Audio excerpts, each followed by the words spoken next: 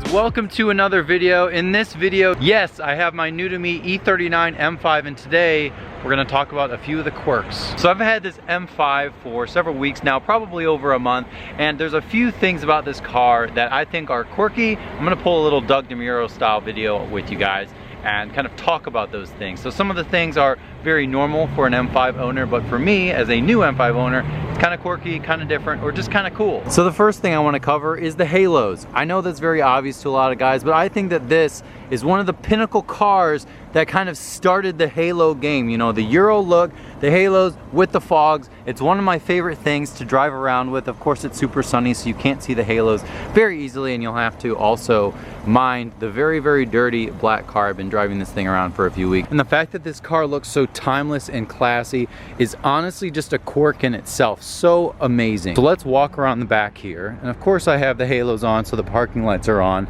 But you'll notice, of course, the rear of the car. It has these very clean running lights, the parking lights just part of you know, the way it looks normally. But I will point out that what's really cool about these is I had no idea this car had this feature, is that when you park on a street and have the car turned off, if you parallel park, for example, you can actually put the blinker down one notch, and just this bulb and just the halo bulb will be illuminated. So if you stay at someone's house for an hour or whatever, and your car's kind of sticking out a little more than you want it to be, this will hopefully prevent someone from sideswiping you. It's such a cool little Easter egg quirk feature thing about this car that I just love it. I love that they designed that in there. It's so easy to do, I'm sure, but the fact that they actually did it, to me, is really amazing.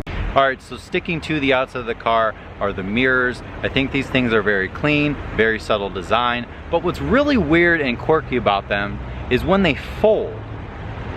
So when they fold, not only do they make some kind of funky noises, probably just because it's an older car and maybe there's some work that needs to be done, but they look really weird. I just think they look really awkward.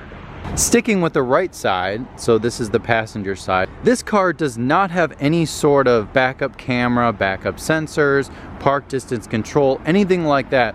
But what all these cars do have, no matter what, is a mirror that drops. So the passenger side mirror actually drops when you put it in reverse to help you see what you're looking at and see how close your rear wheel is to curbs, and kind of give you another point of view to help you back up without any sensors or cameras or anything like that. And getting in the car, let's talk about some things inside. And one of the things going inside this car is that the doors are very heavy.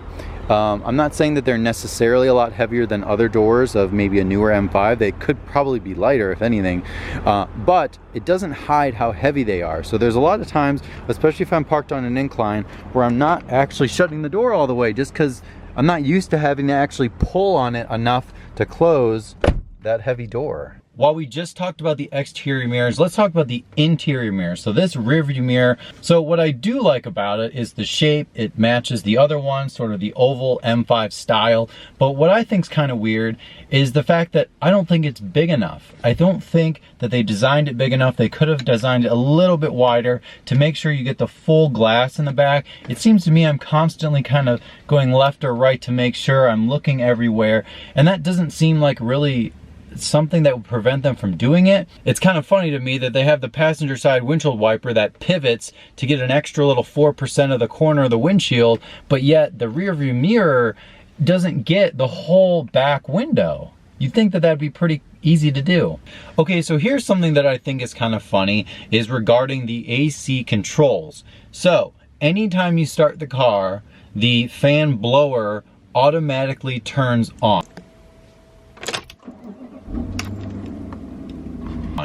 So a lot of times I'm actually not driving with the AC or fan or anything like that on, especially if it's like a normal temperature day where I don't need anything. So I just turn it fully off.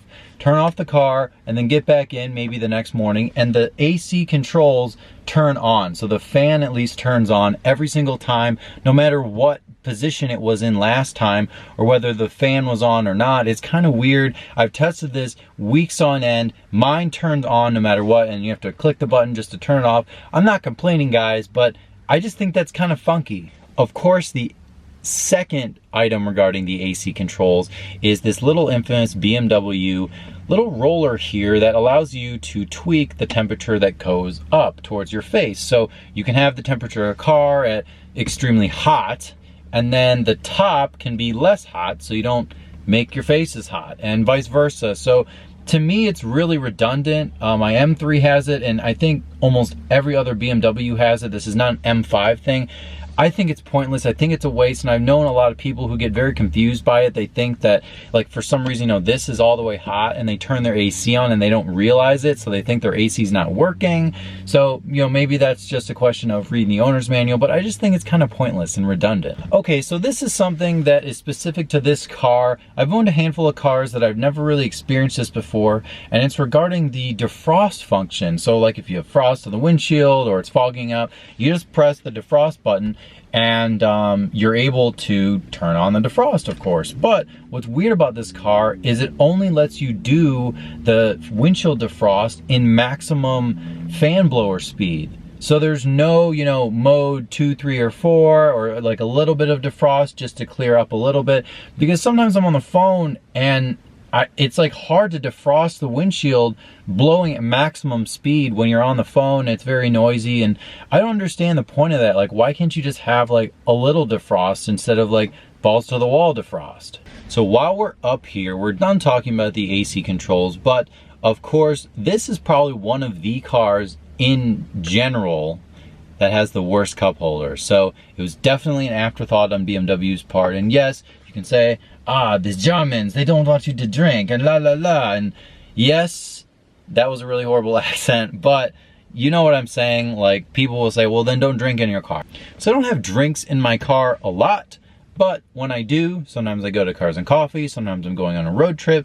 It's nice to have just a small little coffee to put somewhere. But for me, I'm literally so scared about breaking these things. And not only are they super flimsy and can only fit a really tiny cup, but when you do have a cup, it blocks the entire console. So you can't press any buttons, you can't see what you're doing. I mean, God forbid you have two cups here and it's totally inoperable. It's just crazy. So we're gonna stick to the controls up front. One of the things that I really love about this car, it's not really a quirk, but it's the rear sunshade.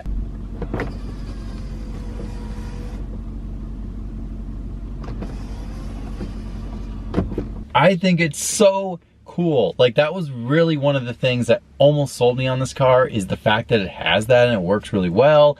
And very few cars actually have that nowadays, unless you get, you know, a higher step trim or an executive package to a nicer car or something like that. Most cars still don't have that because that is more of a, you know, luxury feature. So I just think it's super cool that it has that. The Alcantara headliner, so awesome. And a few buttons away in the same area is the sport button, which I think is kind of nice. All it does is makes the throttle response a little sharper, and it also makes the steering feel a little heavier. A lot of people will say that it adds weight to the steering, and that kind of is the case, but I think a better way of explaining it, so of course it's hydraulic steering, but it's electrically assisted, so that button can essentially reduce the electric assistance to make the steering feel just a little bit heavier, and I think it's the perfect amount. You don't want this car feeling like you're gonna be ripping your shoulders off or anything like that. I think it's super cool. The very last thing regarding the console and the buttons and kind of the features is the fact that there's no blank switches. I was thinking about this the other day, that even literally one of the most highest end vehicles, they seem to always have a button or a switch that's, you know, a fake button, you know, because there would be something there. So this is not really a feature, but this car only came in manual. I think it's really cool that this was, I think, one of the last few cars that actually only came in manual. Even the E39 M5 came with the SMG automatic or the manual options, where this one was literally only manual, which I think is super cool. Okay, so another super cool little feature is regarding the headrests. They are electronic, and I think it's completely unnecessary, but it's a luxury cruiser. And if you want to just raise your headrest, you just raise your headrest, no big deal. And if you want to lower it, easy enough. Kind of unnecessary. I've never owned a car that has that feature, but it's pretty nice. Okay, so another thing, we're kind of working our way back to the glove box here, or this middle armrest here. And what I think is super weird is that it doesn't open.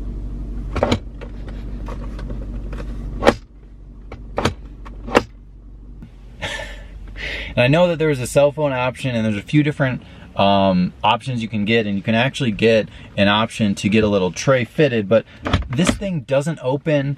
I think it's the weirdest thing. One of my favorite things to do is when I have one of my friends drive my car, I say, hey, can you open that for me? And they're fiddling around with it, and I'm like, don't worry about breaking it, you can't break it. And they're like pulling on it, doing all this crazy stuff. They could have easily put a tray in here to open, and it would have been no problem. You know, they put all these little attention to detail on the seatbelt and stuff like that, but they couldn't have made a glove box that opens. I mean, that's a pretty obvious thing that you'd want to do on a car like this. So one of my favorite features about this car, and really just M cars in general, is the gauges. The gauges are always very clean, very different, very unique, but also they have this rev limiter, and there's lights in there, and it tells you kind of, you know, when you first start the car, the light starts at 4,000. Slowly as the car warms up, the lights disappear, and the lights go all the way to 6,500, there's yellow, and then after 7,000, it's a red light, just so you know.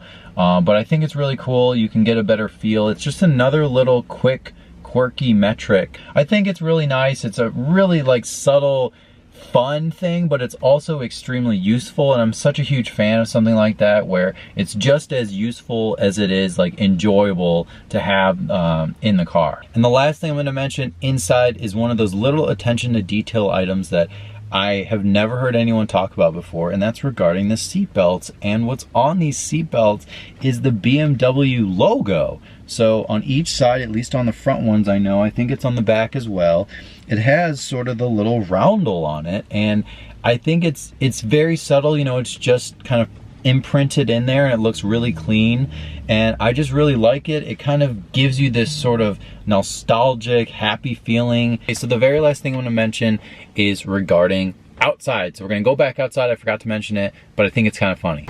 All right, so we've got the trunk here. Very big, very nice.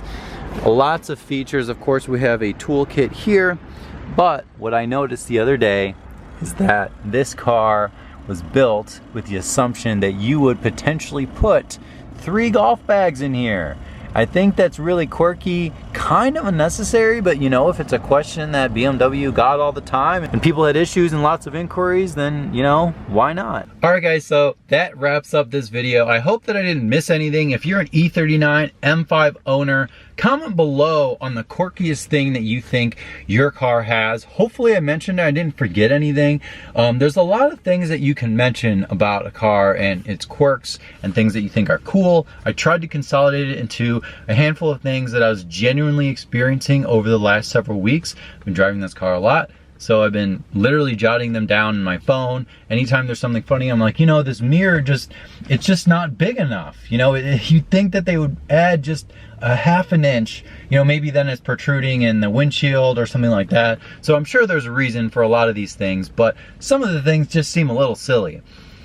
So with that said, thank you again for watching. Don't forget to subscribe. Lots more M5 content is going to be on the way. Lots of changes for the channel are also going to be on the way. So stay tuned for that, and I'll see you guys next time.